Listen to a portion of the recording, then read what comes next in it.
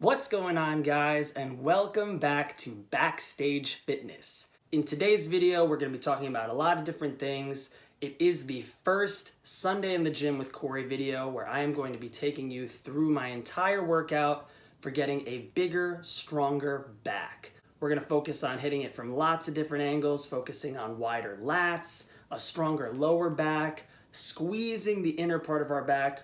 We're going to be hitting this thing hard. I am sure, or pretty sure, that you are going to find something in this workout that you can take and bring into the gym for your next back workout. But before we get into that stuff, I want to talk a little bit about survival jobs, what I do for my survival job when I'm not performing in musical theater. I also want to quickly address this slightly different appearance. In the first video, I had a full beard, I had longer hair, and the reason for that is I'm back in the city, I'm back auditioning. I'm currently at a place in the musical theater world where I'm being called in for mostly high school kids, mostly younger roles. So it's not really appropriate to show up with a full beard when you're auditioning for someone who's about to graduate high school.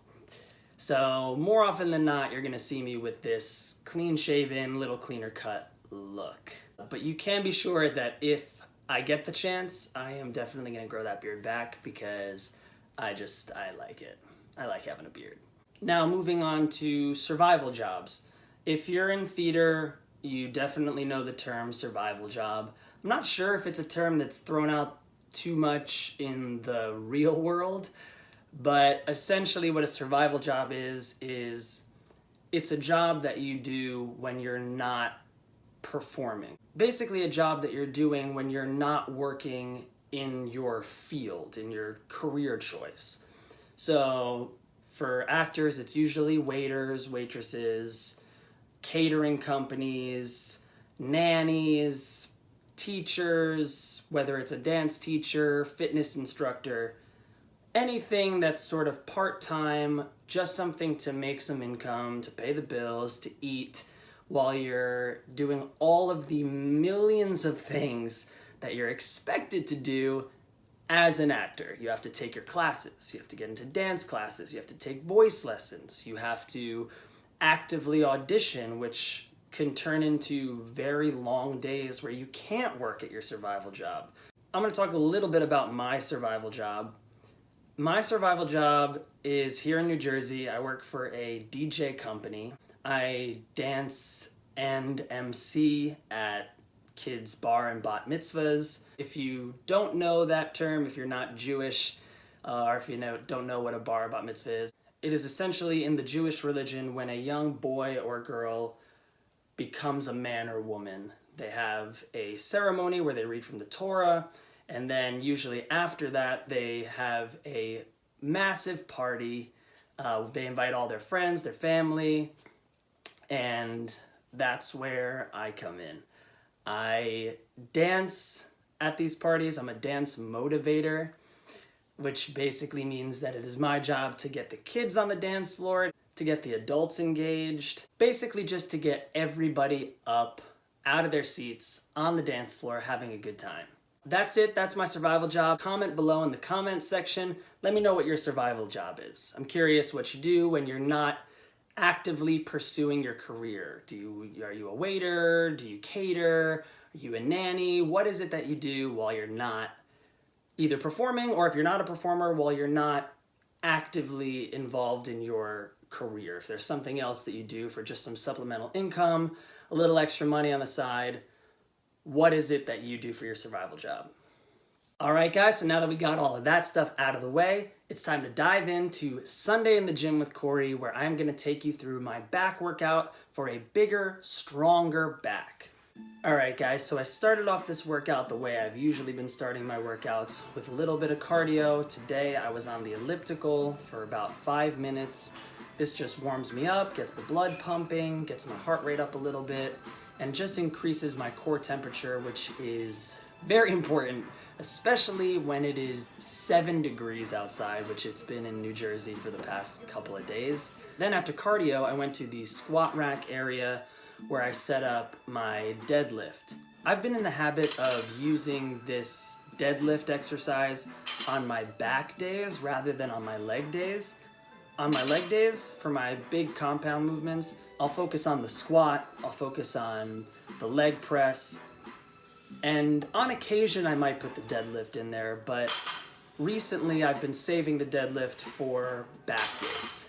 The reason for this is because I find that the deadlift, while it does target your glutes and your hamstrings, it also is a great lower back builder. It's gonna make your back stronger. So I've been using this exercise as the start to my back day. The deadlift is a lift that you see all over the place in fitness. Everybody does it. Doesn't matter if you are powerlifting. It doesn't matter if you are training for a competition. It doesn't matter if you are a bodybuilder, a CrossFitter. This motion of the deadlift is used throughout all forms of fitness. And the reason for that is because it's a great strength builder.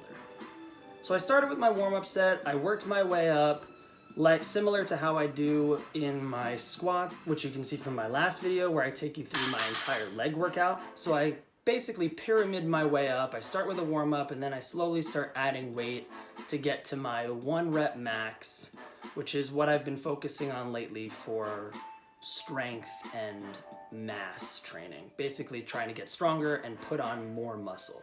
So after the deadlifts, I went over to the cable pull down and I did single arm pull-ins. This is a great way to activate your lats. So for these, what you want to focus on is you want to grab the cable. I like doing this on my knees. This just helps me isolate the muscle even more and not use any other parts of my body. What you want to focus on is you want to make sure that your elbow and your arm are in line with your torso. You want to make sure that everything is directly in line, nothing's in front of you or further behind you. You want to pull that cable in and down towards your waist while adding in a slight side crunch in towards the cable. This is going to be a great way to isolate that lat and activate those muscles so that you can establish a better connection to that muscle when you go on to do other back exercises. By activating the lat in this sort of warm-up method, you will then be able to feel that muscle a little bit more and focus all of your back exercises, the lat pull down, the rows, directly into that muscle. So after warming up and activating the lats, I went on to the lat pull down. So for this exercise, what you want to do is you want to grab the bar slightly wider than shoulder width. You don't want to go directly above your head in shoulder width, and you don't want to come out too wide so that you're in a really wide Y position. You sort of want to split the difference, come slightly wider than shoulder width, and pull down through your shoulder blades and then follow through with your elbows. You will see that I am rocking back and using a little bit of momentum while I'm doing this exercise. It's actually been said in studies that by adding a slight lean back in your lat pull downs, you are going to activate the lats a little bit more. And you'll notice on my last set, I'm not really pulling the bar all the way down. This last set was really heavy for me, so I wasn't really doing a full rep. So I decided to go for it anyway. I just did a couple reps, but I wasn't really happy with my form and how I was doing them, so I decided to do a drop set on my last set. And a drop set is basically when you just go from a heavy weight and you drop the weight down to something more manageable, and you immediately continue the exercise with no rest. So I did a couple heavy, dropped the weight down to something that was a little easier for me, and then for those last couple reps, focused more on form and really feeling more of a squeeze in my back. So after lat pull downs, I went over and did some bent over rows using the barbell. This was another exercise that I was really just focusing on putting on as much weight as I could move. It got really, really heavy. I wasn't really too focused on form. This is an exercise that I haven't done for the past couple months because they just haven't had it in my apartment gym in LA. So for this, it was more for me sort of testing the limits. and I was just stacking on as much weight as I could, building it up to something that I could move for just a few reps. This was another exercise where it sort of got heavy quickly for me, so I decided to drop it down, do a drop set, and focus more on that squeeze in the inner part of the back. After those bent over rows, I moved over to the seated row free weight machine. So for this, I was doing one arm at a time, and you'll notice while I'm rowing, I'm driving my elbow downwards towards my waist. When you pull your arm straight back and you keep everything lifted and really high and tight, you're gonna be incorporating a lot more of your shoulders and your delts, your biceps into the exercise. By pulling your arm down from your elbow, going down and back towards your waist, your biceps gonna be softer, your shoulders are gonna be less engaged, and you're gonna be able to isolate your back and your lats much more effectively. Give it a shot. It definitely is gonna isolate those lats much more effectively. It's gonna give you more of that wide upper back and that V-tapered look that we all want. We all wanna look like we have a smaller waist, broader shoulders, bigger back. So by doing this exercise like this and targeting those lats more directly, you're gonna achieve that look. All right, so after this, I went over and I did some seated rope pullbacks. I guess like a high rope row. For this exercise, I sat on the floor. A lot of people do this exercise standing up. I find that by sitting on the floor and anchoring yourself, you can increase the weight and go a little bit heavier. For this exercise, you want to focus on driving the elbows back and keeping that rope at eye level. You don't want to pull it down like a normal row. You don't want to do what we were doing in the last exercise, which is pulling those elbows down. This exercise is targeting more of our rear delts and traps.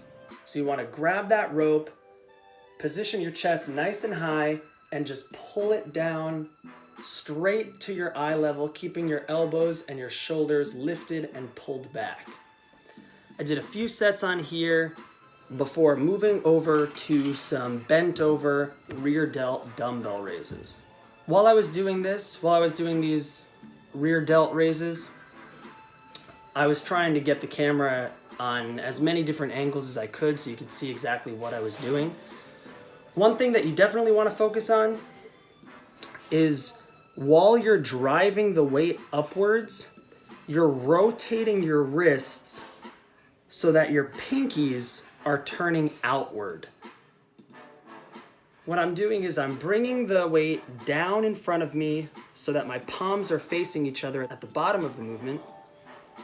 And as I drive my elbows back and up, I am rotating my wrists so that my pinkies are facing completely upward at the highest point of the movement. So after those few rear delt exercises, I decided to focus a little bit more on my traps and do some Smith machine shrugs. For this exercise, I was focusing on a slightly wider grip. By using a wider grip, you are going to be able to target the upper part of your traps a little bit more. By developing your traps more, you are going to give yourself a fuller, broader look, and it's going to complete the upper portion of your back. So it's going to make your back look more aesthetic, more appealing, and it's actually going to make your shoulders and your chest look a lot broader.